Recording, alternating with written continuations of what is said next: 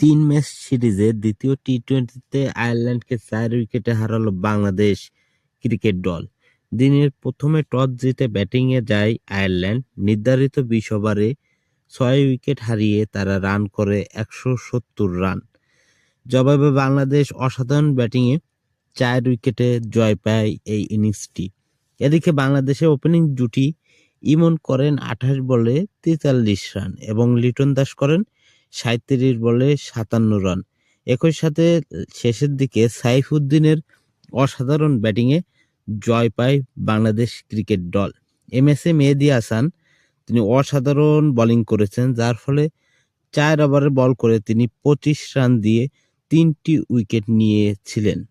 ফলে বাংলাদেশ 2 উইকেটে জয়লাভ করে এই ম্যাচটি। একই সাথে সিরিজে 1-1 সমতা আনতে সক্ষম হয় এবং দিনের প্রথমে আয়ারল্যান্ডকে টসে জিতে ব্যাটিংয়ে পাঠায় বাংলাদেশ ক্রিকেট দল, যার ফলে নির্ধারিত ওভারে অসাধারণ ব্যাটিং করেছে আয়ারল্যান্ড ক্রিকেট দল এবং শেষের দিকে ডু অর ডাই রানে 3 বলে 1 রান প্রয়োজন ছিল বাংলাদেশ ক্রিকেট দলের এবং এটি করতে সক্ষম হয়েছে বাংলাদেশ ক্রিকেট দল, যার ফলে 19 ওভার 3 বলে জয়লাভ করে বাংলাদেশ ক্রিকেট দল। একই সাথে মিরপুরে এদিনে বাংলাদেশ টসে জিতে ব্যাটিংয়ে স্বাগত জানায় আইরিশদের, যার ফলে তারা নির্ধারিত ওভারে 170 রানের একটি মারকুরি ইনিংস এর সংগ্রহ করেন। একই সাথে বাংলাদেশ এই ম্যাচে জবাব দিতে নিয়ে প্রথম দিকে অসাধারণ ব্যাটিং করেন বাংলাদেশের 2 ওপেনার পারভেজ হোসেন ইমন এবং লিটন দাসের অসাধারণ জুটিতে প্রথম দিকেই দিশেহারা হয়ে পড়ে আইরিশ ক্রিকেটাররা, যার ফলে বাংলাদেশ খুবই সুন্দর এবং স্বাভাবিক ক্রিকেটটা উপহার দিয়েছে। এদিন দলের হয়ে সাইফুদ্দিন বোলিং ব্যাটিংয়ে অসাধারণ নৈপুণ্য দেখিয়েছে, যার ফলে বাংলাদেশ ম্যাচটি সহজে জয়লাভ করে নিয়েছে।